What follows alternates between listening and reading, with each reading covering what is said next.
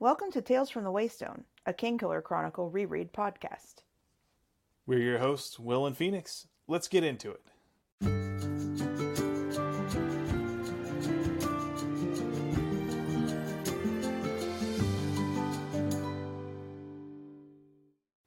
Welcome to Tales from the Waystone, Episode 4. We get it. You took Intro to Philosophy. This week, we'll be looking at chapters 9 through 11 of The Name of the Wind through the lens of philosophy. In case you're new here, each week we will be examining a section of the books through a chosen lens and figuring out what we can take from the text and apply it to our real lives. And then we'll take some time to explore models of practical wisdom from the text with an Aristotelian phronimos of the week. After that, we will be taking a page out of Master Elodin's book and expanding our understanding of our own world with an interesting fact. Finally, we'll wrap things up with 7 words from the book and our own lives. All right, we're going to say this every single time, but since we have read and analyzed both The Name of the Wind and The Wise Man's Fear, as well as The Slow Regard of Silent Things and The Lightning Tree, please understand that we will be pulling knowledge from all of those works, and this is your spoiler warning for the episode. And let's also make clear that we are in no way affiliated with Patrick Rothfuss or his publisher, Daw Books. And also a word to our community, while it's perfectly fine to critique the text as you read it, goodness knows we do it, we are not going to stand for any abuse of the author.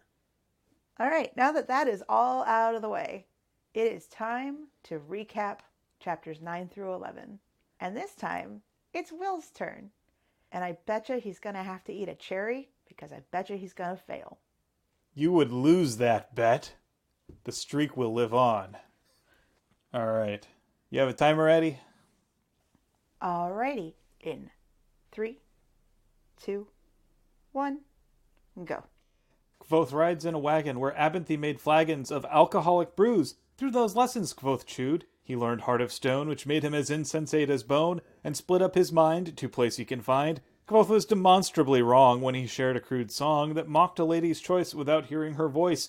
Maybe it's his mom, such a truth bomb! But in the end, all we're left with is noise. You did it again! 22 seconds. I have to eat my words, but not a raspberry. And I'm not eating a cherry. Streak lives on. I'm going to make this into a 30-second challenge instead. Yeah, let's do 30 seconds. Well, I'm going to make yours 30 seconds. I'm going to keep it at 45. Haha. That's your right as a coward.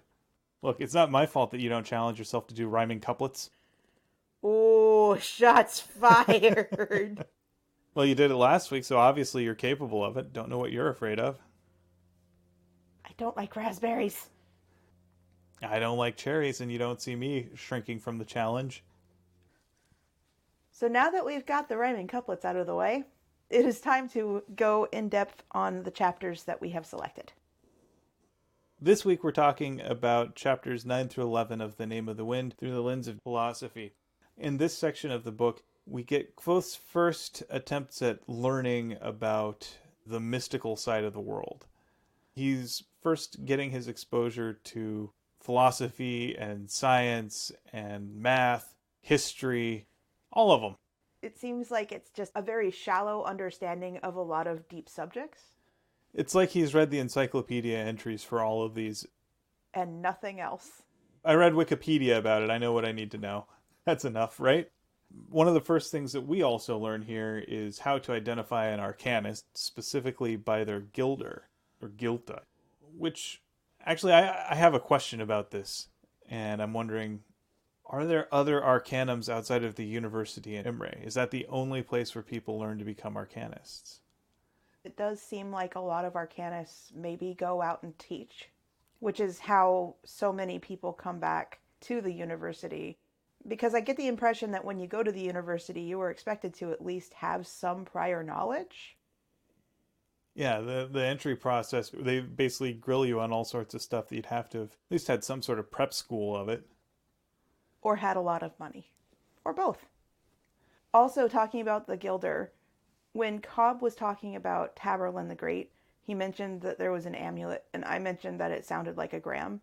It might also be that it's a Gilder, Guilders aren't talked about nearly as in depth because Kvothe isn't trying to make one at any point in the book. I'm wondering if maybe it could be that. It's possible. It could be that you're given your own gram once you graduate to protect you going forward. And the Guilder is that. Yeah. In this, he also gets his first hint that there's a library with more books than you could ever possibly read, which to me sounds like the ultimate summer reading program. Do you remember when we were kids and we'd go to the library and get a sticker in our sticker book every time that we read a book? Yep, and then you'd turn them in at the end and they'd give you a certain number of personal pizzas at the local Pizza Hut. You got that? I never got that. What'd you get? I think I just got stickers that had like broccoli on them. That's just sad. Like, if you ever want to teach a child to hate reading. I still love reading. I know. By accident. No thanks to that summer reading program. At least it's not the summer reading program from Night Vale. Librarians are scary in Night Vale. I liked my librarians. Yeah, my librarians are pretty awesome. You just got broccoli stickers? And maybe other fruits and vegetables. Well, you didn't actually get to turn them in for anything? I don't remember. All I'm saying is you got robbed. He also has a bit of a conversation about the difference between a knack and a clever skill. A knack being sort of a supernatural ability, very limited in scope, such as his troop member Trip, who always rolls 7 on any set of dice that he ever rolls. There's other mentions of the word knack in previous chapters. I'm wondering, though, if his knack for languages is also actually a knack, or if it's just that he has a knack for learning, maybe not deeply, but learning new information. Yeah, he definitely seems to be what you would call gifted. He's a bright child. He's got plenty of ability to learn. He has a lot of neuroplasticity. One thing I do notice that he hasn't learned is the difference between being patronized and contradicted. Kvothe seems to get defensive anytime that anyone believes he's not as smart as he believes he is. Yes. I'm going to put my cards on the table here. While I really enjoy this book, and I think it's a lot of fun, Kvothe himself as a character is someone who, if I knew him in real life, I would probably loathe him. He does tend to actually a lot. I can't think of a single conversation that I've had that has been productive when it started with, well, actually. No matter if it's you saying it or other people saying it. Exactly. It's never been something that's turned out well for anyone. Let's be honest here. You've been an intro to philosophy student. I have these harsh critiques because I see them in myself. And understand that when I roast him here, I'm also roasting myself. We've all been here. The question is, do you grow out of it? Let's just be fair real quick before we start ripping into him, because we will. He is no more than 22 years old by the time that he's retelling his story. And he's just as insufferable as a 22-year-old who has taken a few philosophy classes can be. Again, speaking as someone who majored in philosophy, I remember at 22 I was pretty insufferable. It's good to know that you know that now. Yeah, so he learns about math and science and distilling liquor and bandaging a wound and setting a bone and diagnosing hundreds of sicknesses from symptoms and making 4 different aphrodisiacs and 3 contraceptives and 9 for impotence and 2 maiden's helper filters, which are left purposefully vague. And at this point, really what he's learning is theoretical knowledge. Again, like you were saying, it's very wide, but doesn't seem to go very deep. He chafes at being forced to learn something well before he can learn the next step in something. He has that sort of, I already know this, I don't need to go any further. So it kind of reminds me of when I was teaching a little game design workshop a few years back. The whole point of it was to get the students to learn a little bit deeper knowledge than just the surface level of what the game is, to look into the mechanics and to look into how everything works together. And we had one kid who, in all fairness, he was autistic. He understood the mechanics so quickly. He picked it up. At the second that he understood, he was bored. He was done. He didn't know why we had to keep going into it. He would hate this podcast. He was the kid that wanted to go out into the hallway and play Go with me while the other teacher was explaining further down the line of what the implications of the game mechanics were. And Kvothe kind of reminds me of this kid. One other thing I notice is he hates it when people treat him the way he treats other people. He hates being patronized too, and yet here's what he says to Chronicler, who has been through the university, is an actual arcanist, has his own gram. He says, I don't know if you understand what a geometric progression is. It's a little patronizing. A little? Okay, let's also understand some of this is very similar to how Patrick Rothfuss speaks, and some of this is for the benefit of the book audience. So when he explains sympathy in great detail, it is not for Chronicler. It is ostensibly for Chronicler's readers. And it is also very clearly for us. Right, having to lay down how the world works for those of us who don't live in it. And meanwhile, he also discovers sort of the joys of intro to philosophy level metaphysics and epistemology with the game of Sophistry. So Sophistry, for those of you who are... Oh, great. I don't know if you know who the sophists are. So for those of you who aren't picking up on this, Will is about to do what Kvothe does. Go ahead. I'm doing this, and I'm also mocking myself as I do it. It's essentially getting hung up in the semantics of an argument without actually engaging in the substance of it. So, for instance, recognizing that maybe certainty is not what his audience is looking for.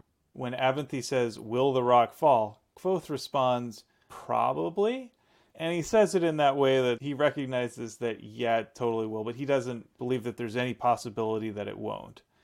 Yeah, he does that a couple of times. It's part of that well, actually.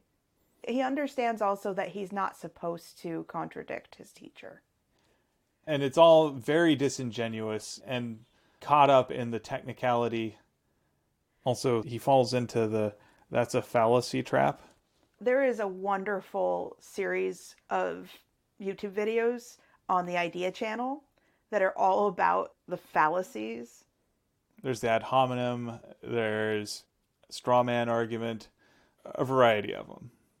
And one of the sneakiest fallacies to fall into is the that's a fallacy, where you point out that an argument is fallacious as a way to say that it is untrue. Fallacious simply means that your logic is faulty. It doesn't mean that the conclusion is false. Right. You can get to the right conclusion with the wrong argument. One of those wrong arguments is not all blah, blah, blah, blah, blah are like this. It's a really tricky thing to avoid.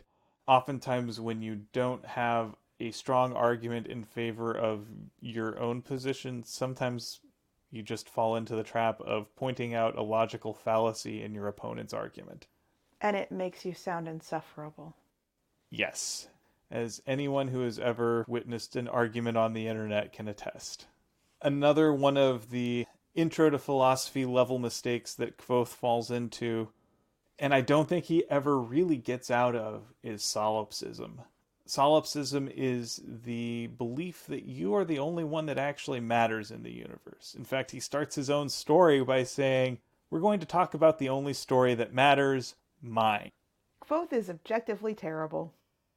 We've all seen varying degrees of solipsism. It can be anything from, I'm living in a simulation and everything around me is illusory, so it doesn't really matter what I do. AKA The Matrix. Yeah, we get it. You've seen The Matrix.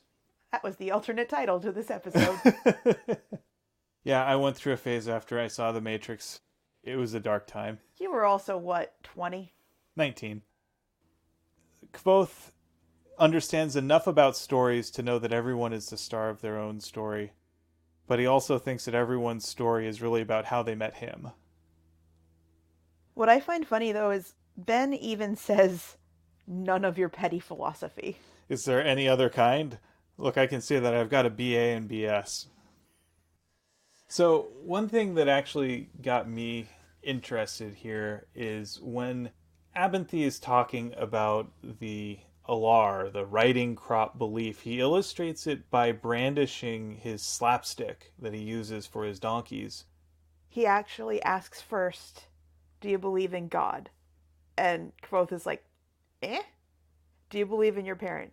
Well, they're not here right now. It's a bratty answer. And then I'm wondering, though, because it finally came down to the slapstick, the writing crop. Is the writing crop belief the name of it because of this interaction? And will he always think of it that way? He certainly does seem to think about it that way, and he brings it up as that writing crop belief. And the thing that actually got me questioning was, does Kvothe believe that Ben would hit him with it? So what I took from that is seems to foreshadow the actual corporal punishment that he would endure at the university.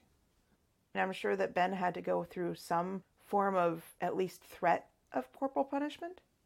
It's clear that Ben is a product of the university, which does not shy from corporal punishment, and in some cases very brutal corporal punishment. Hence Kvothe's scars.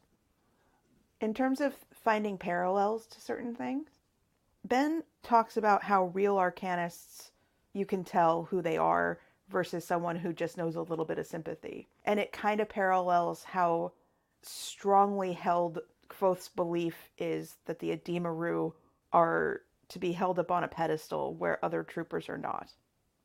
There's a little bit of that classism that he has going on. I find that parallel interesting.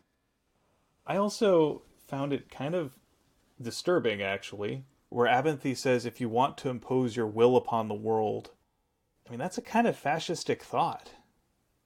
That you can actually impose your will, not just on other people, but on the very fabric of reality.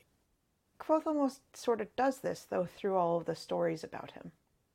If you are going to impose your will on the world, you must have control over what you believe. It never actually says that what you believe should be true, or good, or for the betterment of other people. It has the feeling of what the philosopher Harry Frankfurt refers to as bullshit.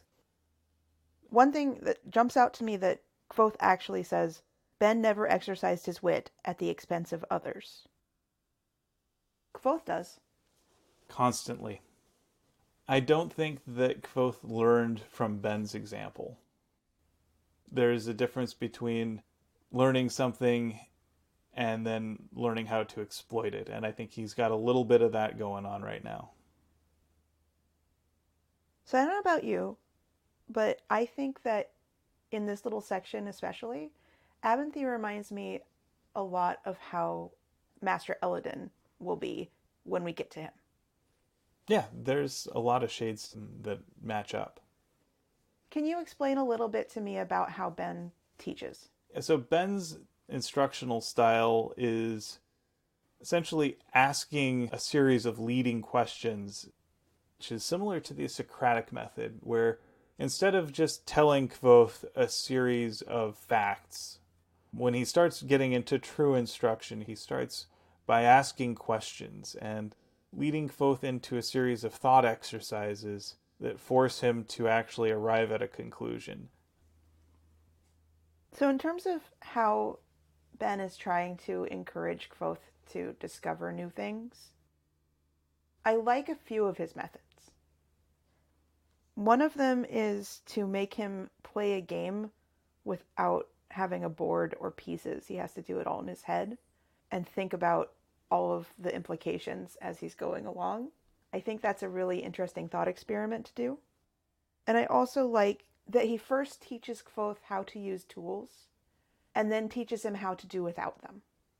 Look at every time you're told to show your work on a math test versus just putting down the answer.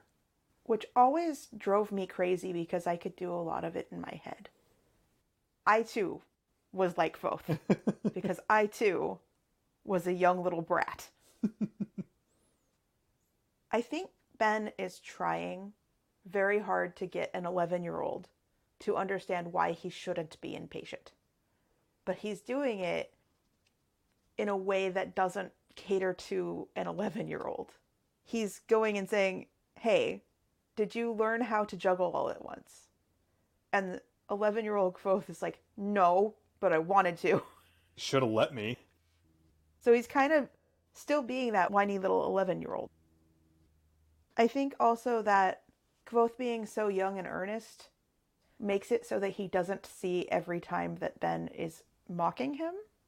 He's a little naive. He doesn't quite grasp that Alir is probably the equivalent of sophomore, which is to say wise fool. He also mocks him by saying, astound me with your grasp of historical minutiae, Alir. And then we go into this whole big page and a half worth of explanation of what the money system used to be. Throughout it, he learns that, oh, hey, maybe he's been a little bit mean to Ben by pestering him in the middle of a lecture. Even though he still talks about how it was hard to take him serious without eyebrows. Kind of reminds me of Adam from Mythbusters. Am I missing an eyebrow? But at the same time, his little 11-year-old brain, which is being retold through his 20-something-year-old mouth, he somehow still thinks that Ben was surprised at how fast he was learning, at the fact that he learned things without being told them. Like that you don't need the pine pitch to make the sympathy work. I feel like if Kvothe had just shut up and dealt with the fact that he should have been in Hem's class, that he would have been the kid in the back of the class going, you know, you don't need the pine pitch. To which everyone else would say, not the point. Everyone else would have rolled their eyes and just gone, ugh. He's that kid. I was kind of that kid.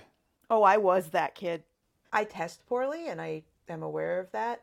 So I tested into a lower math class than I was capable of doing when I went to college. Instead of appealing to people who could actually help me figure out where I should actually be, I took the class because I needed it to graduate. For the first couple of days that the class existed, I was the kid in the back of the class with my headphones on, rolling my eyes, going, I don't need to take this. I took this in high school. It was only a year ago. I don't need this. I could do this with my eyes shut. The one saving grace that I had was that another class that I really wanted to take happened to open up, and it was at the same time as my math class. So I asked my math teacher if I could sign up for the class that was at the same time as his class and then just take the tests in the math class. And he said yes. I don't know how. No, I do know how. Because I was an obnoxious little jerk. That is how I got out of being in that math class. It's not a life lesson. This is not, you should do this. This is I somehow managed to get into a class that was more fun for me while still being able to graduate by just taking the tests and doing the homework for a math class that was below my level. Not bragging. This was stupid. I was a little 20-year-old brat. If I came up against somebody that was like that now, I don't know what I'd do. I'd either try to get rid of them, which is probably what my math teacher did, or force them to stay. When we get to Master Ham's first class, I'll have a story about this. I don't come off looking good in it. One of the things that I notice is there's this mistake where we oftentimes conflate intelligence with maturity. And I think it's a mistake that both Kvothe and Abinthy make here.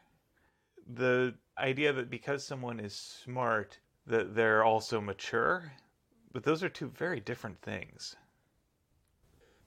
I think that you hit the nail on the head, too, when you talked about how Abinthy mistakes how quickly Kvothe learns academics. But he's missing the fact that Kvothe doesn't learn social graces at the same rate. I think adult Kvothe wants to make it appear that he is at least somewhat self-aware at this point. Well, don't think that everything was easy for me and that I didn't get into any trouble. Here's an example of me getting into non-trouble. And I learned from this a lot. He didn't. I do believe that in some ways he is still stuck at being 11 years old emotionally. And we see an example of this when Kvothe picks up this seemingly innocuous nursery rhyme from a little girl in town. So this is the first time that we actually hear the lackless rhyme, or at least the first version of it that we get. Do you want to read that for us? Absolutely. 7 things has Lady Lackless, keeps them underneath her black dress. 1 a ring that's not for wearing, 1 a sharp word not for swearing. Right beside her husband's candle, there's a door without a handle.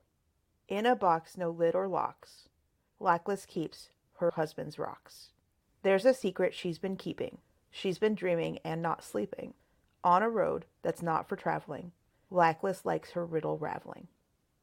The one thing that hugely jumps out at me is the word raveling, because later on, Edema Rue are referred to as Ravel. There's a bit of a slur there. A bit. There is a lot of sexual innuendo in this rhyme. It's a lot of references to the genitals of Lady Lackless's husband, which could very easily be Kvothe's dad. Or whoever Kvothe's mom was originally betrothed to. Possibly. Or if this was actually about a Lady Lackless that was before her. Either way, it's not very nice. And Kvothe's mother, Lorien, makes mention of how that rhyme is not very nice to the real Lady Lackless. She doesn't mention who the Lady Lackless is. It could be her sister. Doubt it. Her sister is still unmarried by the time that we meet her in Wise Man's Fear. But there are a lot of people that have had more theories about some of the lines in this rhyme. 7 things has Lady Lackless. 1 of them is a ring that's not for wearing. So there's a few different references to rings within the story. One of them is once you have named an element, you can make a ring out of it and wear it to say that you have now had power over that element. So Fela gets a ring of stone.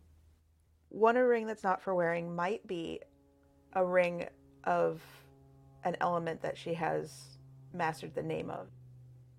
There's another possibility that it is a ring from Ventus. As you may recall from the Wise Man's Fear, the people of Ventus share rings with one another to indicate debt or status with someone else, and one in particular, which is a charred wooden ring, which is meant to indicate that you are persona non grata with that person. It's a ring that no one would ever wear. I could see the people of Ventus giving either Lorien or Arladin such a ring. Right beside her husband's candle. Could be a literal candle.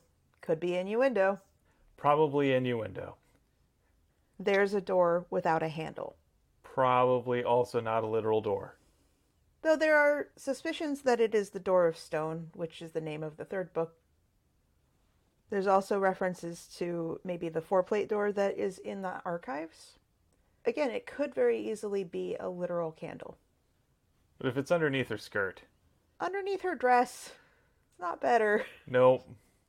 In a box, no lid or locks. Lockless box, yeah. Lackless box. The box that Maelowin Lackless shows off to Kvothe when he's in Severin.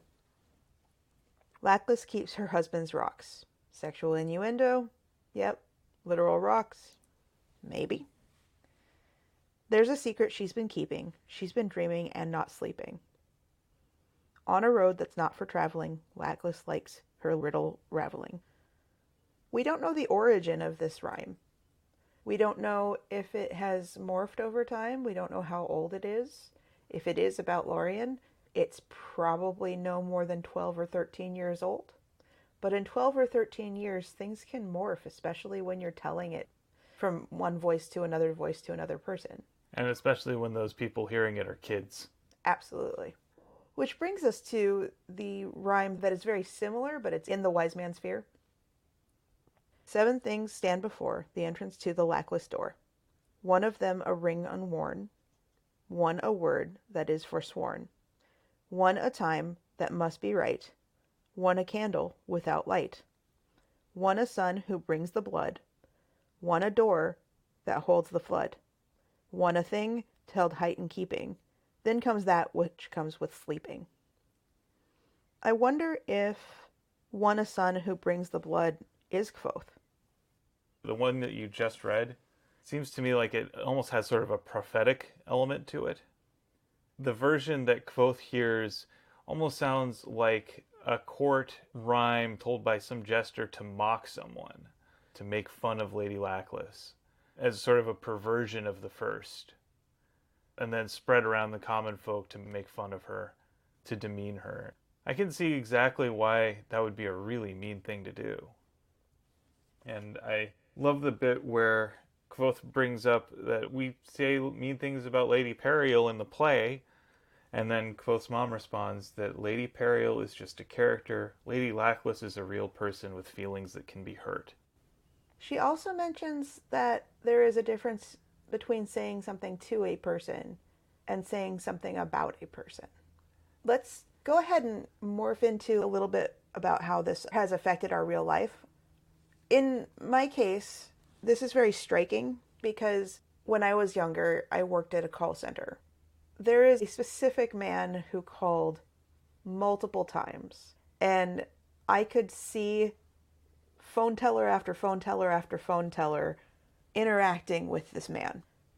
Get a call, do your normal greeting, get a person who is screaming at you. He'd start the call off giving the information we ask, account number, what's your social, all these things that we need to check. And then eventually he'd be hung up on, and the teller would look really upset. And then I got him. And I found out what the deal was. Not only was he swearing his head off, eventually he called me a bench. And I hung up on him. Because I could deal with being sworn at. I don't really care. Swear words are swear words. They're just words. I don't care. But the moment that he went from I'm going to be angry about the situation to I am going to be angry at you, and I am going to start demeaning you, and I am going to start calling you names on this recorded line where I have already been hung up on by at least 4 other people, because presumably he called them that too. And then I got him again after about 3 or 4 other people, and he was livid, and I wanted to help him, sort of. I at least wanted him to stop being so damn angry. I tried to get his account number again, and he called me a bench again, and I hung up on him again. Another thing I noticed here is a lesson that was taught to me in school about talking about people behind their back. If you say something mean to someone to their face, it's one thing, because they're at least there to defend themselves. But if you're just talking about someone behind their back, they're not there to actually give an account. They can then just morph into this terrible monster of a person in your mind, and you don't really get to know them more complexly. At that point, it just becomes gossip. It's something that I think is really endemic in our culture, too. It's really easy to want to just talk about people behind their backs, and it can get pretty toxic, because then you start imputing their motives, and they're not there to actually say what's going on. They're not there to actually give a defense or even try to atone for what they supposedly did. You've just turned them into a monster. Or into a pariah. Which is what we're seeing happen here in the rhyme. It can be really devastating. There are a lot of similarities between the 2 rhymes. The first thing that Lady Lackless has is a ring that is not for wearing. And in the second rhyme, it's one of them a ring unworn. In the first rhyme, one a sharp word not for swearing. One a word that is forsworn in the second. There's references to a candle in both rhymes, right beside her husband's candle. One a candle without light. There's a door without a handle. The entrance to the Lackless door. And also one a door that holds the flood. In a box no litter locks. One a thing tight held in keeping. I hope that we do get a resolution to this. Both of these seem significant. I agree. I wonder if either of these rhymes have a relation to the Chandrian.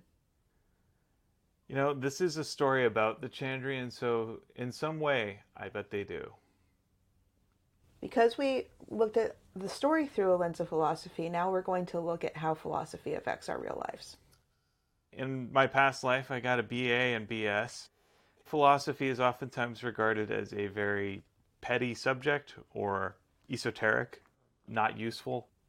When I was studying, the old joke was, how do you get a philosophy major off your doorstep? How? You pay for the pizza. Oh! It was generally regarded as one of the more unemployable majors out there, second only to underwater basket weaving.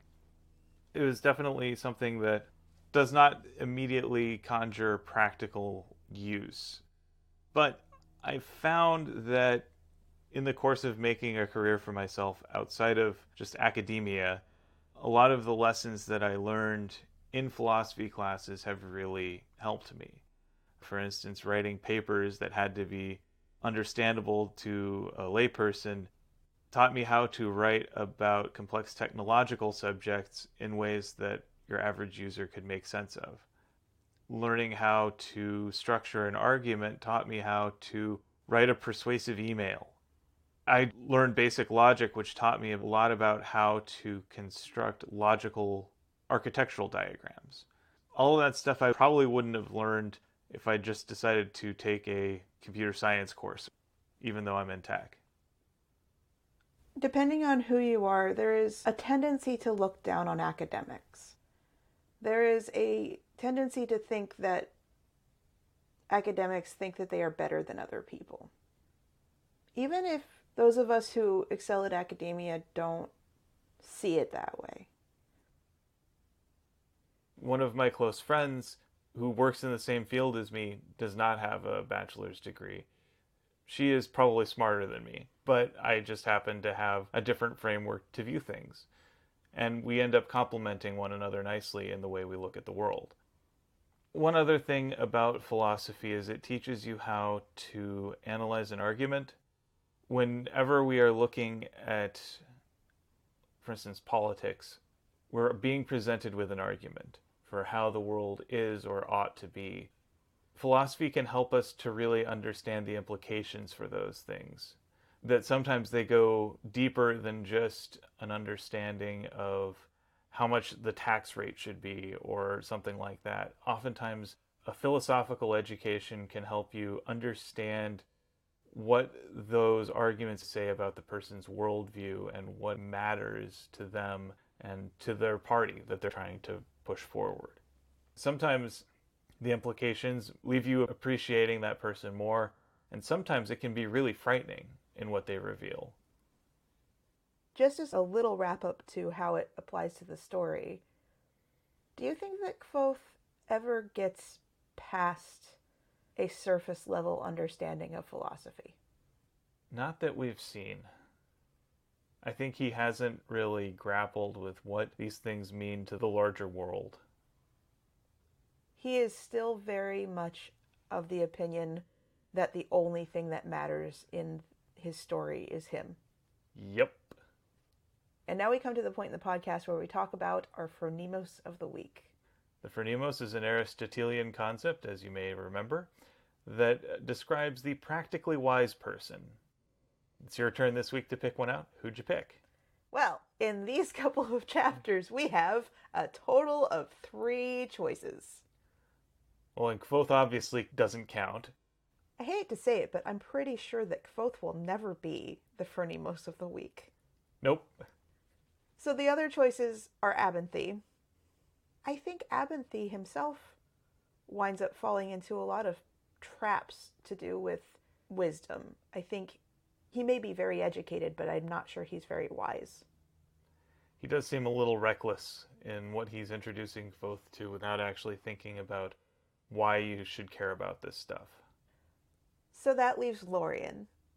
Luckily for us, Kvothe's mother is pretty wise. If only Kvothe would listen to her. Or internalize the things that she has to say. Lorien has a quiet wisdom and a kind one. She's very patient with Kvothe because she realizes that her son is 11 years old. Instead of getting angry or visibly angry with him for having said this rather crude rhyme about a person that is very likely her.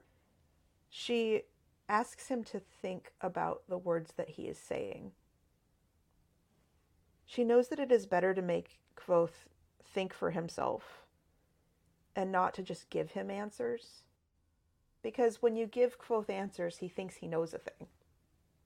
When you make him think about it, he gets frustrated and has to actually confront something that maybe he didn't like about himself.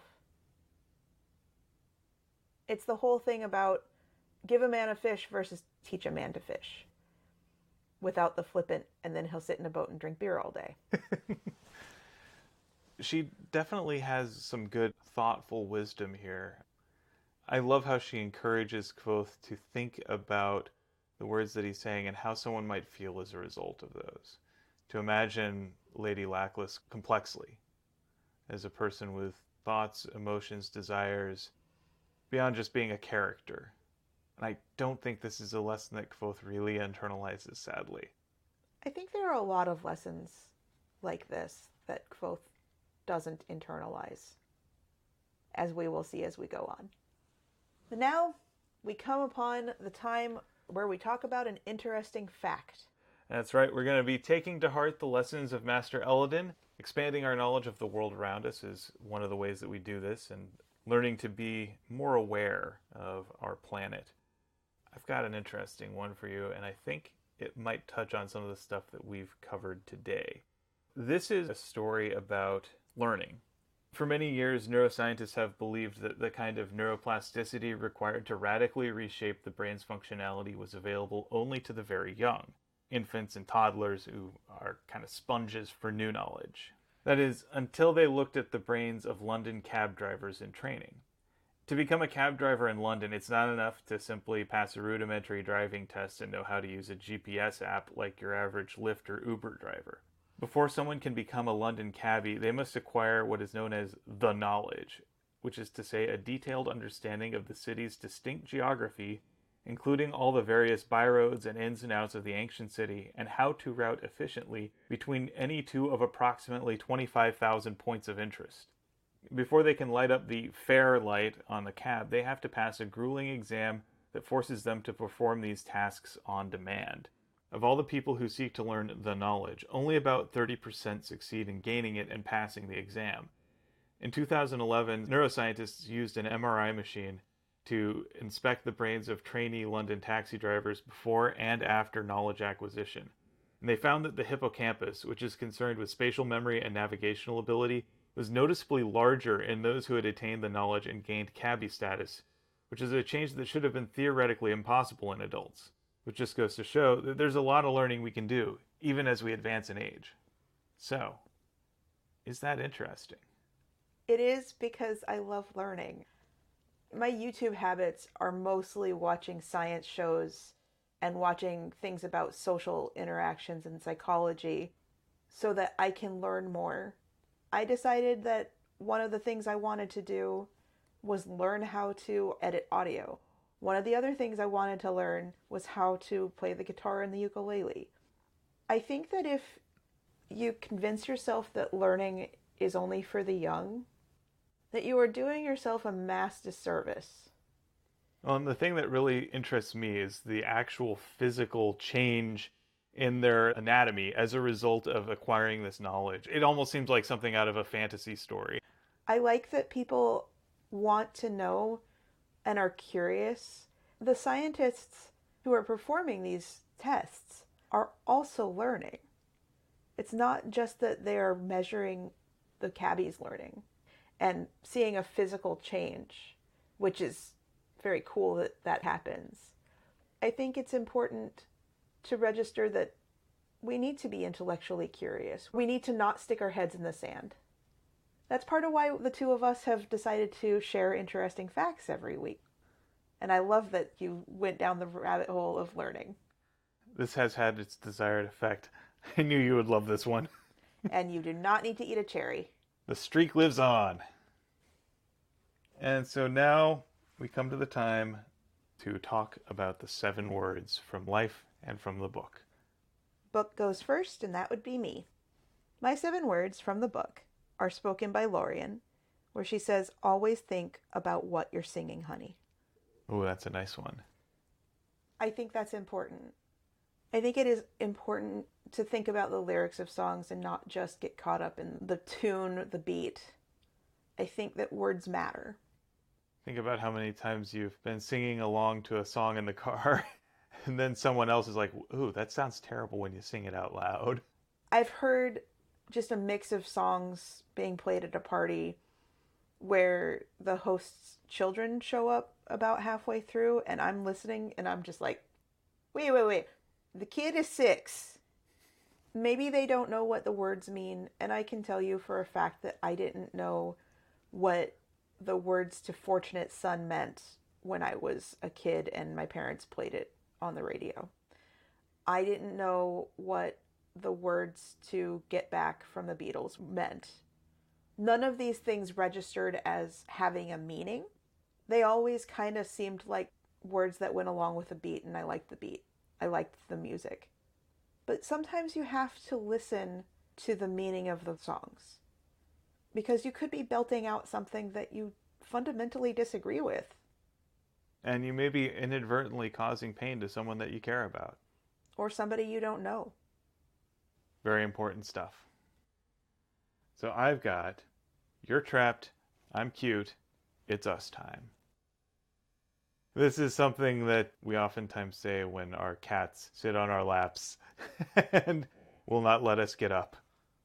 And it's just something that always brings a real smile to my face when I think of being trapped under a kitten. There is something absolutely relaxing about being trapped under a cat. Our little podcats are great about this. In the meantime, I think we're at the end of our recording session here today.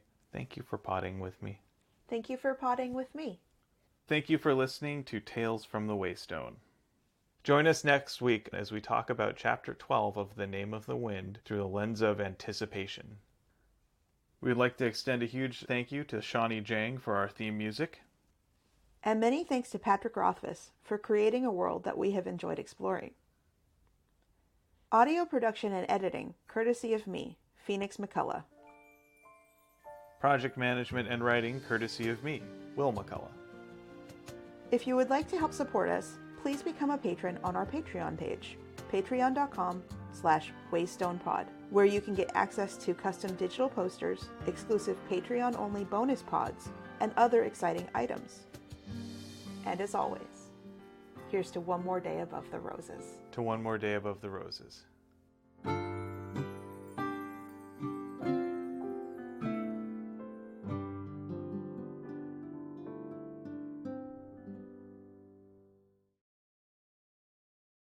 This week on Tales from the Waystone.